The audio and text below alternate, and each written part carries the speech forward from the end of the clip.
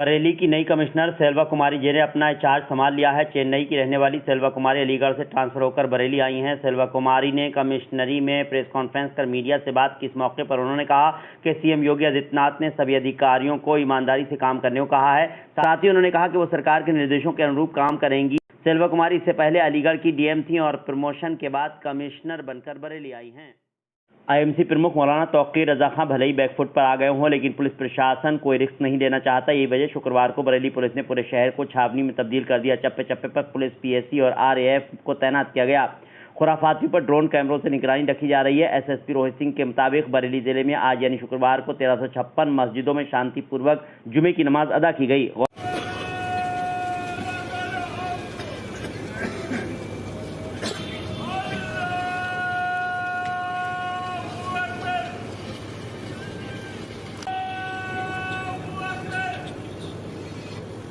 गौरतलब है ADG, IG, commissioner, DM और एसएसपी ने खुद सभी संवेदनशील क्षेत्रों का दौरा किया। यहाँ मार्केट में सर हमेशा ये रोड पे जाम लगा रहता है।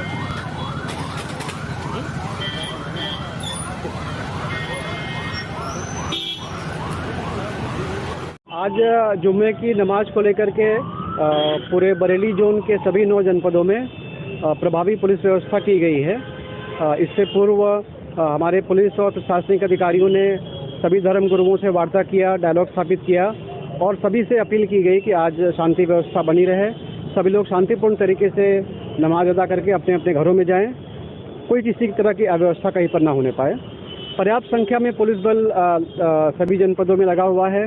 बरेली जनपद विशेष संवेदनशील है। यहाँ पर भी करीब 7 कंपनी पीएसी और आरएफ व्यवस्थापित है। चप्पे चप्पे पर पुलिस तैनात है। ड्रोन कैमरे से भी हम लोग निगरानी रख रहे हैं और हम सुनिश्चित करेंगे कि पूरे बरेली जोन में सभी जनपदों में आज पूरा दिन शांतिपूर्ण तरीके से संपन्न हो। दिल्ली में जमात रज़ाए मुस्तफ़ा के कार्यकर्ताओं ने हुजूर की शान में गुस्ताखी करने वाली भारतीय जनता पार्टी की पूर्व प्रवक्ता नुपुर शर्मा के खिलाफ सख्त कार्रवाई करने की मांग करते हुए महामहिम राष्ट्रपति को संबोधित ज्ञापन जिलाधिकारी के माध्यम से सौंपा है। जमात रज़ाए मुस्तफ़ा के राष्ट्रीय उपाध्यक्ष सलमान हसन खान सलमान मियां ने ज्ञापन में कहा कि नुपुर शर्मा ने जहर उगला जिससे मुसलमानों की भावनाएं आहत हुई हैं। उन्होंने कहा कि पैगंबर इस्लाम का अपमान कतई मंजूर नहीं है, जिससे मुसलमानों की भावनाओं को ठेस पहुंची। उन्होंने कहा कि पैगंबर इस्लाम की शान में गुस्ताखी को किसी भी कीमत पर बर्दाश्त नहीं किया जा सकता और मुसलमान सब कुछ अपने पैगंबर इस्लाम की शान के लिए लुटा सकते हैं। हमारी जान आका की शान पर कुर्बान है। उन्होंने कहा कि सरकार ने नुपुर शर्मा को प्रवक्ता के पद से निष्कासित किया है, जो कि ये कार्रवाई कबूल नहीं। हम हुकूमत से दरख्वास्त करते हैं कि इस महिला पर तुरंत संवैधानिक कार्रवाई करे, क्योंकि हमें भारत के संविधान पर भरोसा है। उन्होंने बताया कि जमात रज़ाए मुस्तफ़ा व्यापक तौर से देशव्यापी मुहिम चलाएगी और जब तक इस नुपुर शर्मा को गिरफ्तार नहीं किया जाता तब तक हम खामोश नहीं बैठने वाले। हम हुकूमत हिंद से आग्रह करते हैं कि नुपुर शर्मा को गिरफ्तार कर पर कठोर से कठोर कार्रवाई की जाए।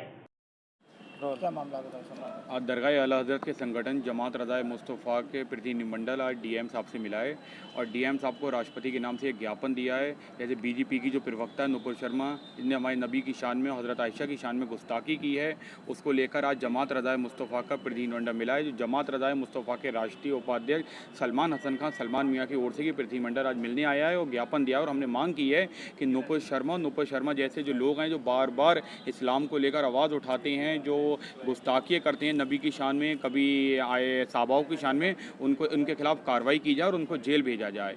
जिला अधिकारी महोदय से हम लोगों ने मुलाकात की और मुलाकात कर हमने उनको एक ज्ञापन दिया है।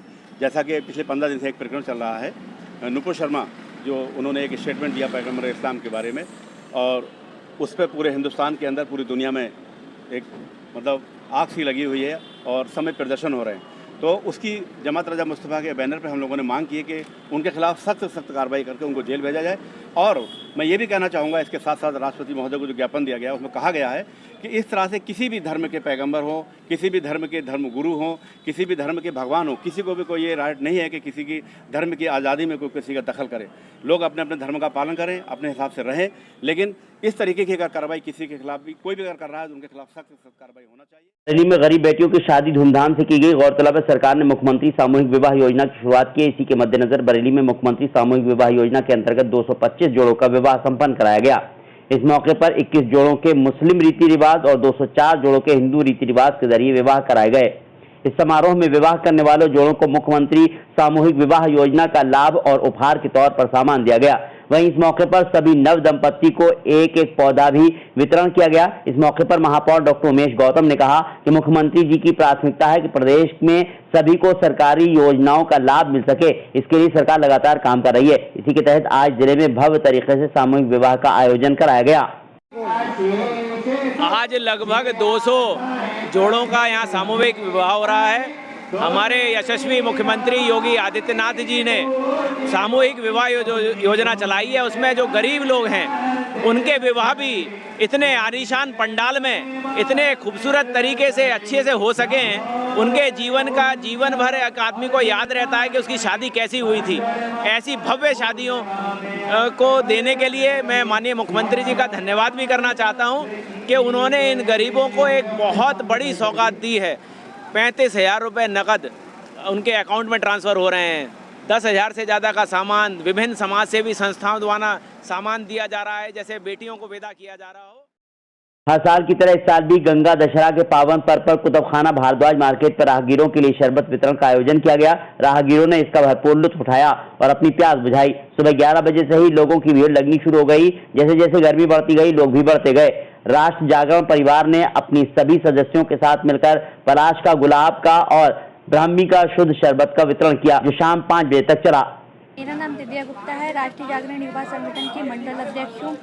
और आज हमारे यहाँ शरबत वितरण का आयोजन रखा गया, जिसमें यहाँ शरबत का आयोजन चल रहा है और गंगा स्नान और एकादशी भी है, तो उसके उपलक्ष्य में ये प्रोग्राम रखा गया है, जो कि हर साल रखते हैं और जब तक प्रभु की इच्छा होगी तब तक ये चलेगा कार्यक्रम। राष्ट्र जागरण युवा संगठन विगत 7 वर्षों से समाज सेवा में तत्पर है। आज गंगा दशहरे के पावन पर्व के उपलक्ष्य में और राष्ट्र जागरण युवा संगठन के साथियों द्वारा शरबत वितरण का कार्यक्रम रखा गया है और हमारे ये सुबह लगभग 11 बजे से कार्यक्रम चल रहा है और प्रभु इच्छा तक चलेगा, जब तक हमारे साथियों को उसमें हौसला है।